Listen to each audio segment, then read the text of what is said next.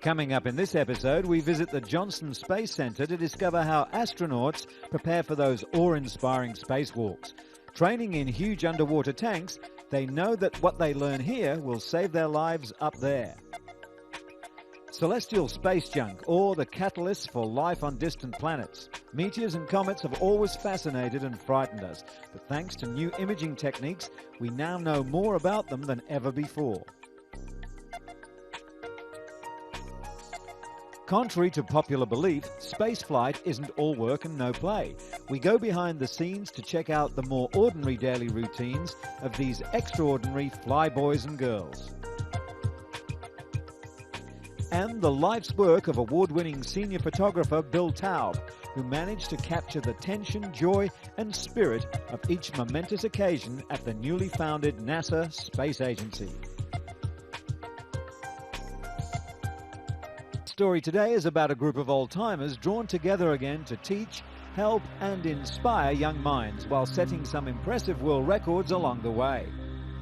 Students from 4 high schools in Hampton, Virginia have spent much of their free time working toward a common goal, setting the Guinness record for the world's largest paper airplane. Dr. Ferdinand Grossfeld, a Lockheed supervisor working at NASA's Langley Research Center, came up with the idea as a way to get students excited about engineering and science. As chairman of the local chapter of the American Institute for Aeronautics and Astronautics, Dr. Grossfeld approached 4 accomplished engineers retired from NASA to serve as advisors on the project. One was Collier Trophy winner Dick Whitcomb. They taught the students aeronautic concepts like lift and drag, then let them come up with their own original designs. They were fast learners by the looks of things. So fellow advisor Bill Reed set their new task. The record they were asked to break was a 16-foot wingspan flying a minimum of 50 feet. Paper and adhesives were the only material allowed in construction. The greatest challenge was keeping the planes from collapsing under their own weight, an obstacle overcome with an innovative tube rolling technique. Fly-offs in the Hampton City School's gym were used to evaluate student concepts. Although this 18-foot version seemed capable of breaking the record, the students decided to work towards an even larger model in case someone established a new mark before their attempt. As part of the project, the students visited the NASA Langley facilities, including this subsonic wind tunnel, where they participated in an aerodynamic study involving a scale model of a transportation aircraft. Thanks to Virginia's soaring, they were also able to experience firsthand the forces on a giant paper-like plane, taking rides in a glider piloted by NASA contract engineer Momet Tekalov.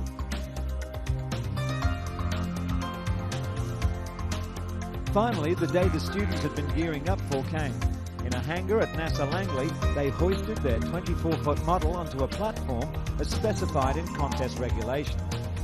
With record officials and numerous supporters on hand, senior Kevin Kelly let the plane fly. It had to go 50 feet to break the record. It travelled over twice that far, and the students weren't done yet. With Will Perry doing the honours, they broke their own record using this 28-foot version. Then, as a grand finale, they launched a 30-foot craft, achieving yet another new milestone, 114 feet 9 inches.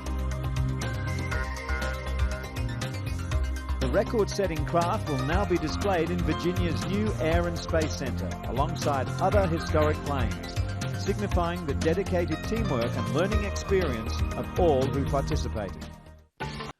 Once joined to its twin solid rocket boosters and external fuel tank, the new shuttle Endeavour began the first of many trips to Launch Pad 39B atop a massive crawler transporter. At the end of the 4-mile, 6-hour ride, the spaceship was set for its maiden voyage. Its mission? Use this rocket motor to rescue a major international communications satellite, Intelsat 6. After leaving Earth behind in 1990, the satellite failed to separate from the second stage of its launch vehicle, preventing the firing of a rocket motor that would boost it to its intended position. Working anxiously on the ground, Intelsat controllers were able to free the spacecraft, saving it from re-entry burnout, but leaving it stranded in a uselessly slow orbit. The plan was to then have Endeavour's astronaut crew capture it with the shuttle's robotic arm and bring it into the payload bay. After attaching a replacement rocket motor, they released the satellite, while they moved the orbiter a safe distance away. Intelsat mission controllers then sent commands to fire the booster and propelled it to the proper orbit. The two astronauts chosen by NASA to perform the repairs trained underwater at the Johnson Space Center in Houston. In addition to their work with the satellite, they were also training to work on the International Space Station, a project which was still on the drawing board at the time. Two additional spacewalkers, Kathy Thornton and Tom Akers, also participated in these studies. The primary objective was to demonstrate their capability to perform extravehicular activities, or EVAs, over 3 consecutive days. At Endeavour's controls throughout the flight was Commander Dan Brandenstein and co-pilot Kevin Shilton. Mission specialist Bruce Melnick, responsible for operating the shuttle's robot arm, completed the 7-person crew. As rehearsed with this B-52 aircraft, Endeavour completed the flight by touching down on a dry lake bed in California, a new braking chute bringing to a close the orbiter's maiden voyage in one of the most ambitious EVA missions ever undertaken.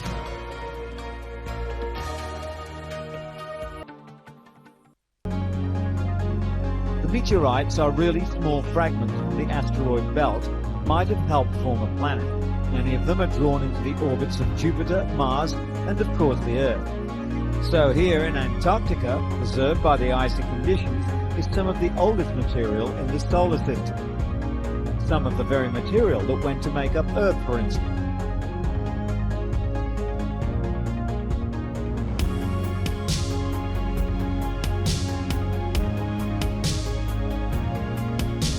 By studying meteorites, scientists have been trying to find the answers to 2 very fundamental questions. Is there life beyond Earth? What are the processes that led to life on Earth? NASA and the National Science Foundation have been working together to preserve the meteorites for careful analysis. At Johnson Space Center's Lunar Receiving Laboratory, meteorites are prepared for distribution to scientists all over the world. They're handled in the same way as samples that have been returned from the moon by astronauts. Scientists are trying to determine if molecules such as amino acids or hydrocarbons, often called the building blocks of life, are present inside any of their samples. The process for determining this involves extracting the molecules from inside the meteorite, dissolving them in a solvent to end up with a liquid which will contain the molecules.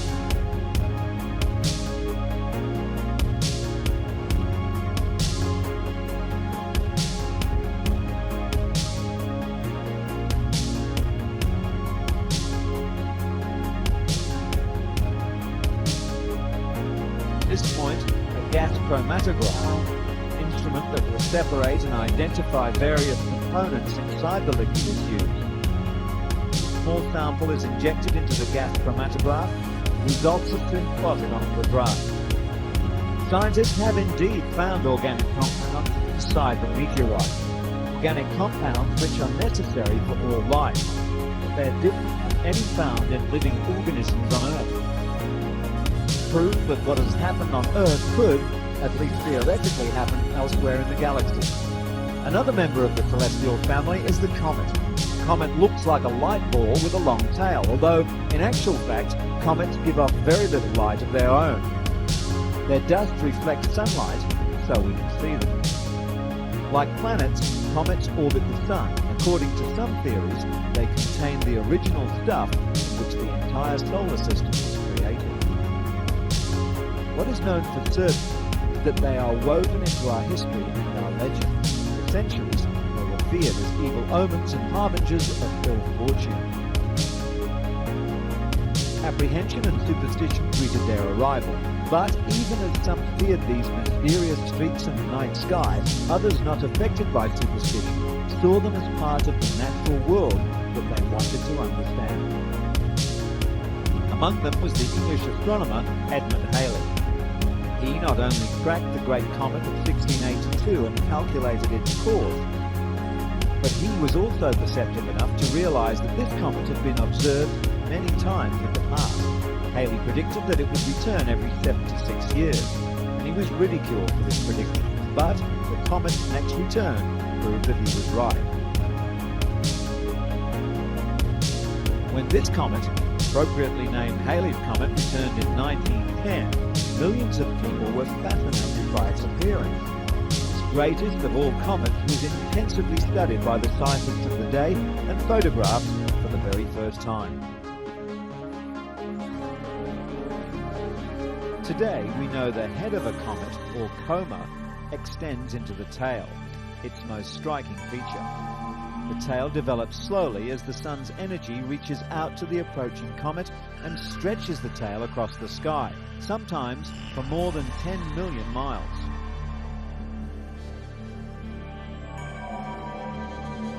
If we were to travel away from the sun, leaving the planets behind until they fade into the blackness of space and until the sun itself is just another bright spot in the sky, we would see a thin cloud of objects enveloping the entire solar system. These are the primordial comets, billions of icy globes no more than 30 miles across. They've been here unchanged since the beginning of the solar system.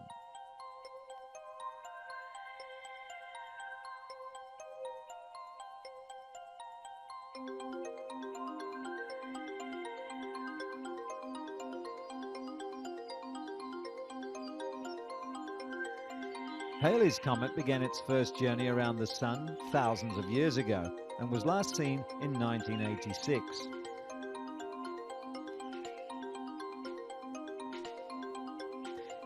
In 1972, it was suggested that Uranus and Neptune were no more than giant comets made up of thousands of smaller ones.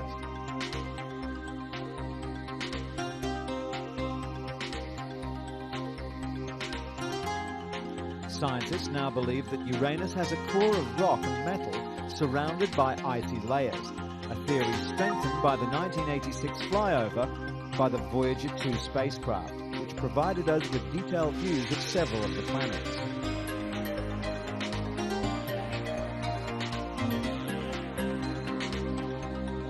Thanks to the Voyagers, NASA has made many new discoveries about the planets, which ground-based observers have never seen.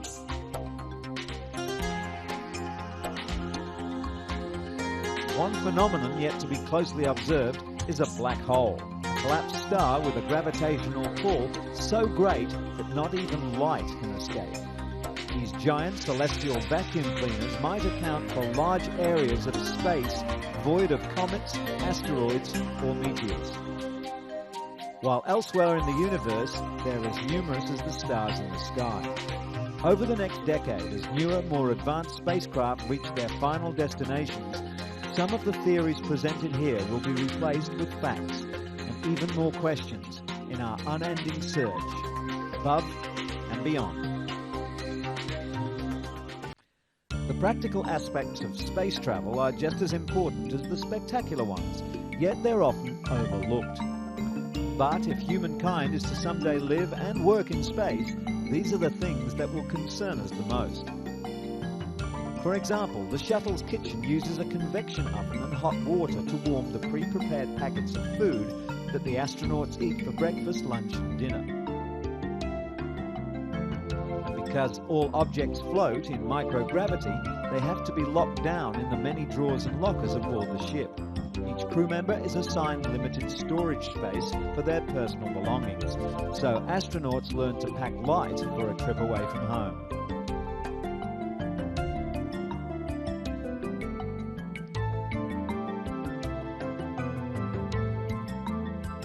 These large sliding drawers are actually the crew's sleeping quarters. While this bed mightn't look comfortable now, we're assured that after an exhausting 9-hour spacewalk, it's just perfect.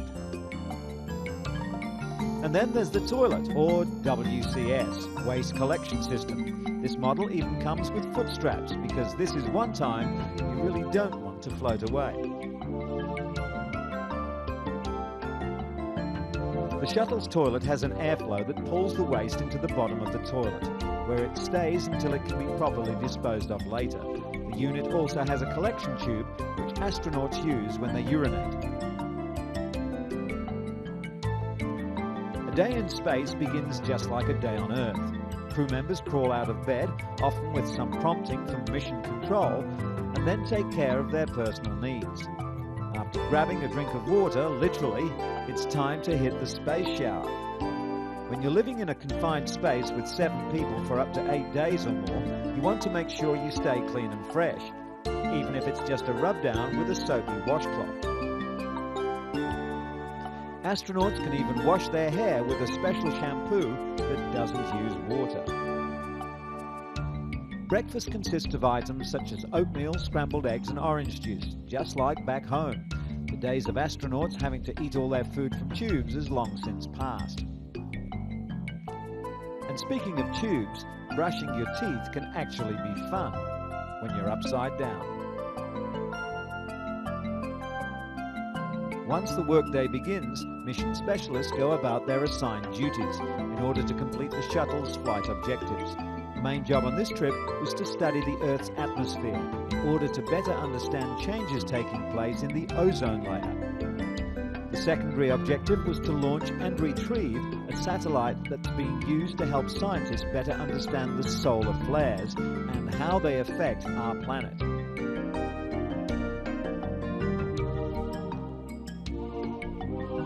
But by far, the most important aspect of working in space is teamwork. The cramped conditions and dangerous nature of the work demand nothing less of each crew member.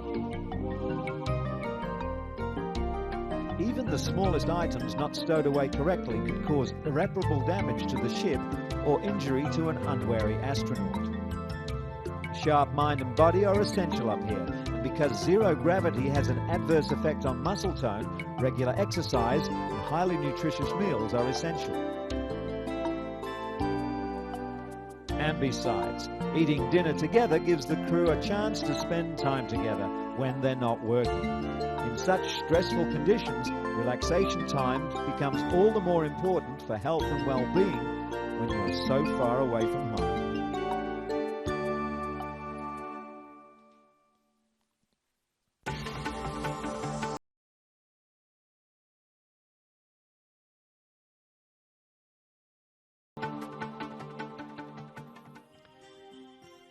From its beginning, the space program has given us all images that are benchmarks of our technological achievements, capturing the symbolic moments and giving us an eloquent record of the human journey. Bill Taub was able to capture the essence of the space program in his work. From the time NASA began in 1958 through to the last Apollo flight in 1975, he photographed every significant aeronautics and space event. Bill likes to joke that he was a photographer for NASA even before the agency was formed. In the 1940s and 50s, he worked as a wind tunnel photographer with the National Advisory Committee for Aeronautics.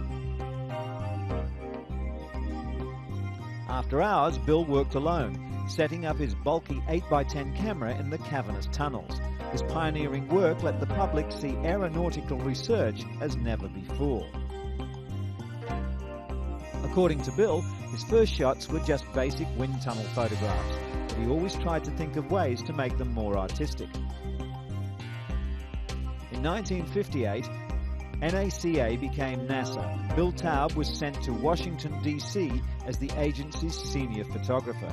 He was assigned to the original 7 astronauts, covering all aspects of their lives, not just their work. Bill captured the tension of the training exercises, the camaraderie, and the spirit of each occasion. He was also the only photographer allowed free access to closed-door meetings, training runs, and missions. John Glenn made history the day he entered his Mercury capsule. Taub knew he had to provide coverage that would satisfy photo editors all over the world, and he did. During his career, he received many awards, among them Photograph of the Year for coverage of Gordon Cooper's flight in 1963. In 1969, the world watched as astronauts Armstrong, Aldrin and Collins carried out America's first mission to the moon. They became instant celebrities. After their return to Earth, they visited 24 countries and 27 cities in 45 days. For Bill, covering this world tour was a special highlight.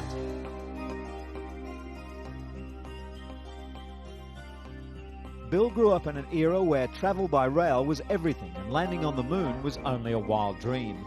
Trains became a lifelong hobby. Retired from NASA in 1975, Bill now enjoys conducting train models collected and built over the years. When he's not tinkering with his train collection, Bill enjoys leafing through some very special books, each page a memory, a glimpse of history in NASA's photo album, which he helped to create. That brings us to the end of this edition. We look forward to your company next time when we take you once more to see what's above and beyond.